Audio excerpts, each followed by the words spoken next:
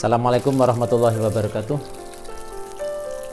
Apa kabar sahabat Bindikar Pecahangon yang dirahmati Allah? Kita ketemu lagi di episode ini di channel Bindikar Pecahangon bersama saya Gunadi Widintor Cahyo.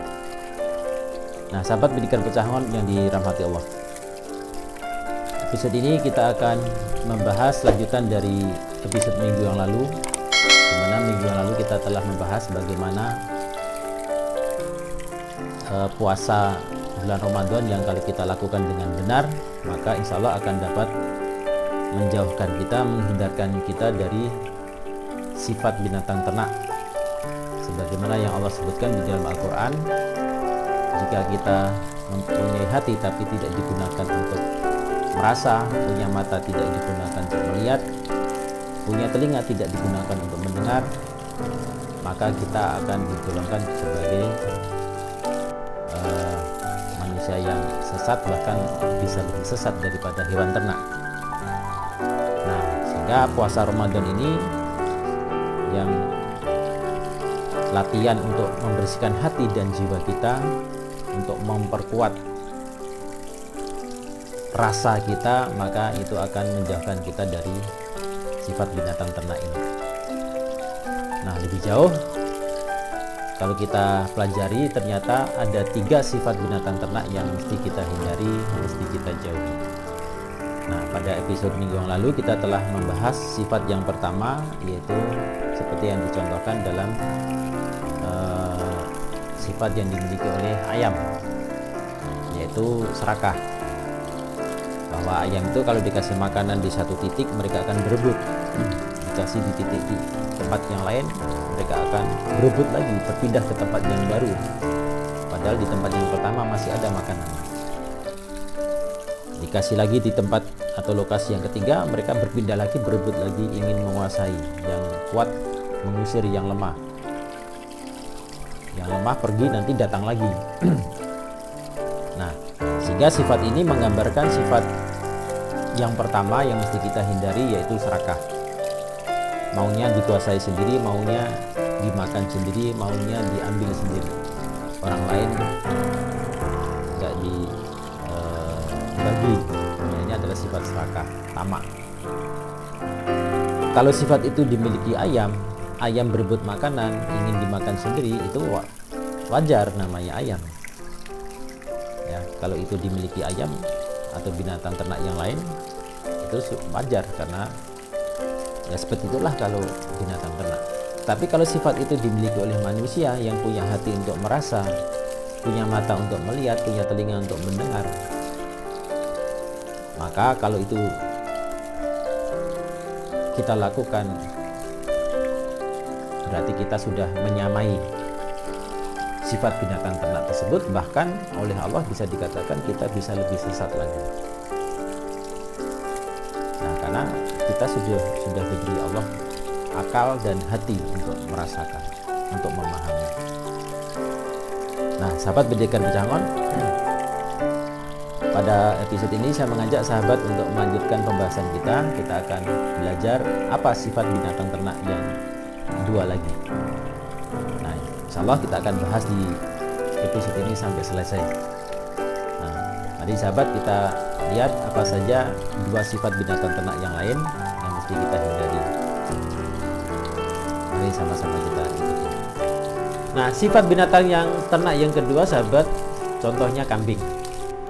Apa yang sahabat rasakan ketika sahabat berada dekat dengan kambing? Nggak usah banyak-banyak, seekor saja. Nyamankah atau merasa terganggu? Nah, saya yakin sahabat merasa tidak nyaman. Kenapa? Ya minimal bau, ya bau kambing yang khas. Coba sahabat, ya, supaya bau kambing ini tidak menyengat, sahabat ambil parfum 1 botol, kemudian dituangin ke tubuh kambing itu sampai habis 1 botol. Bagaimana kira-kira? Nah, ya memang terasa bau wanginya, tetapi saya yakin bau perengus, kalau bahasa Jawa namanya bau perengus, bau kambing. Saya yakin bau kambingnya itu masih tetap akan terpenuhi, sehingga tetap saja kita merasa tidak nyaman berada dekat dengan kambing. Nah, jadi sahabat pendidikan bocah mon, yang perlu kita dihindari sifat yang kedua adalah jangan sampai keberadaan kita itu seperti halnya kambing yang membuat orang tidak nyaman. Sungguh sangat celaka kita kalau di mana kita berada orang nggak nyaman. Nah, tidak nyamannya orang itu karena mungkin kata-kata kita. Kalau binatang, kalau kambing tadi nggak nyamannya karena bau, maka kalau manusia nggak nyamannya itu karena kata-katanya yang mungkin menyakitkan. Mungkin kata-katanya tidak kasar, tidak keras, ya, kata-katanya halus tapi menyakitkan. Nah, ini kan juga sering kita jumpai dalam kehidupan sehari-hari. Walaupun cara bicaranya itu halus, nadanya tidak keras, tidak kasar, tetapi menyakitkan. Atau kalau ngobrol sering menjelek-jelekan orang lain. Nah, ini kondisi seperti ini adalah, atau sifat orang yang seperti ini seringkali membuat orang di sekitarnya tidak nyaman. Nah, sehingga cenderung menghindar. Kalau tidak bisa orang itu yang suruh pergi, ya kita yang menyingkir. Nah, itu kan seperti kalau kita berada di dekat kambing. Kalau nggak kambing yang suruh pergi, ya kita yang menjauh dari kambing. Nah, itu sifat yang kedua yang perlu kita hindari, yaitu jangan sampai keberadaan kita membuat orang lain tidak nyaman karena kata-kata kita, karena sikap kita mungkin sombong. Nah, yang ketiga sahabat adalah contohnya ke binatang ternak yang berak. Kalau ini semua binatang ternak ini. Bagaimana binatang ternak itu berak? Binatang ternak itu berak, ya di mana dia berada di situ berak. Dia nggak akan mencari toilet atau WC untuk buang hajat. Di kandang ya berak di kandang, di halaman rumah ya berak di halaman rumah. Nah, sifat seperti ini kalau dalam manusia, dalam kehidupan kita adalah sifat orang yang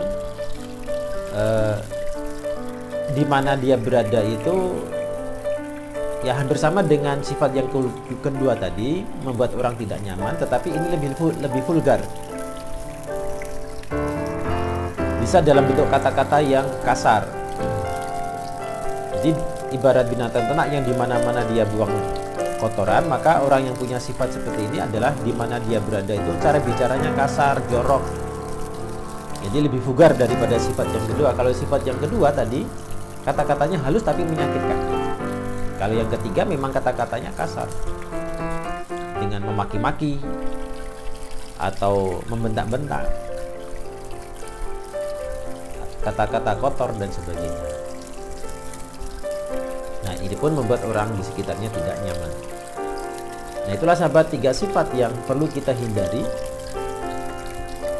supaya kita tidak digolongkan dalam golongan orang yang lebih sesat, orang yang punya hati tapi tidak bisa merasakan, punya mata tapi tidak digunakan untuk melihat, punya telinga tapi tidak bisa sedikit digunakan untuk mendengarkan. Nah, ini adalah sifat-sifat orang yang tidak peka terhadap lingkungan, tidak peka terhadap sosial, tidak terhadap orang lain. Orang cenderung yang egois, orang yang cenderung mementingkan diri sendiri, serakah dan sebagainya, sebagaimana yang dicontohkan binatang ternak. Maka 3 sifat itulah sahabat pendidikan bocah ngon yang harus kita hindari dalam kehidupan kita, supaya kita tidak digolongkan dalam sifat itu. Nah, caranya ya itu tadi yang kita lakukan selama bulan puasa itu. Dengan puasa itu akan mempertajam rasa. Maka dengan mempertajam rasa, kepekaan kita meningkat, hati kita bersih, kembali ke suci. Maka hati yang terus dibersihkan tadi ketika di akhir Ramadan itu diibaratkan seperti bayi yang baru lahir. Jadi kita kembali menjadi orang yang suci, fitrah, kembali ke fitrah.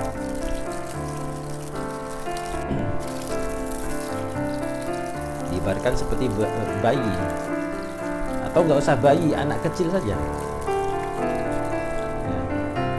Perhatikan sahabat, anak kecil, dua anak kecil yang sedang bermain-main, satu saat berantem.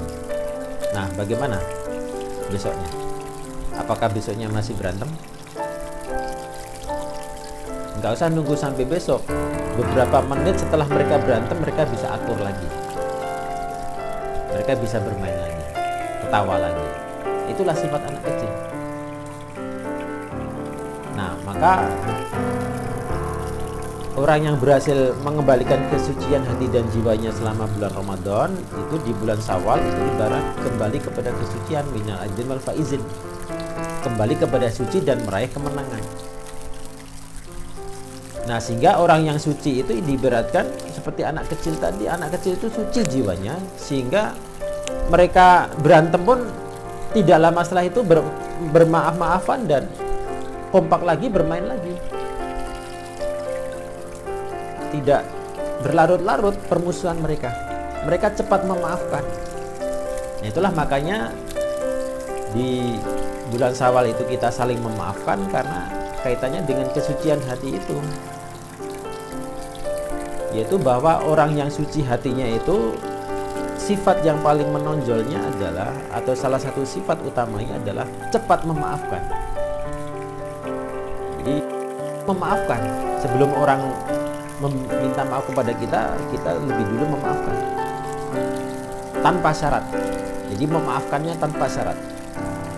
Apa maksudnya memaafkan tanpa syarat? Maksudnya adalah kita nggak perlu menunggu orang lain untuk minta maaf.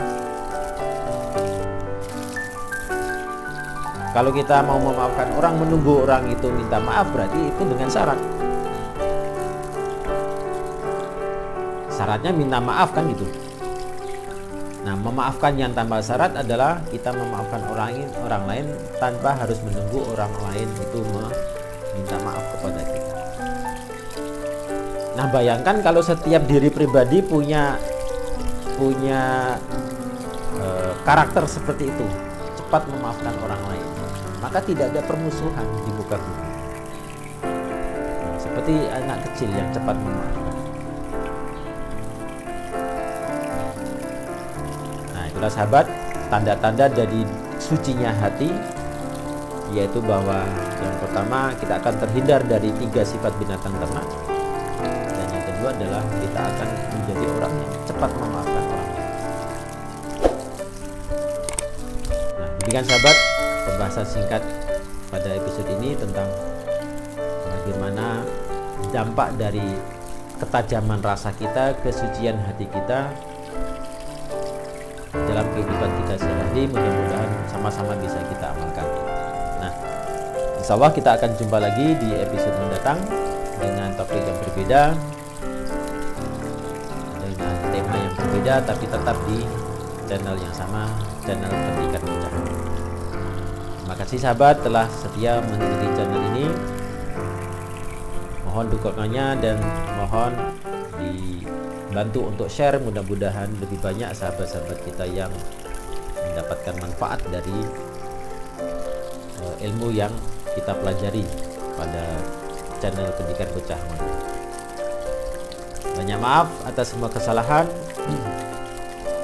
dan insya Allah kita jumpa lagi di episode mendatang. Seakhiri perjumpaan kita kali ini.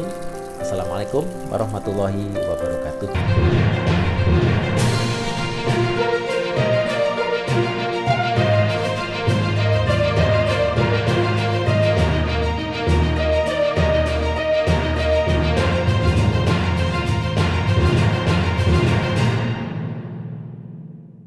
Yang kedua, sifat binatang ternak yang kedua adalah misalkan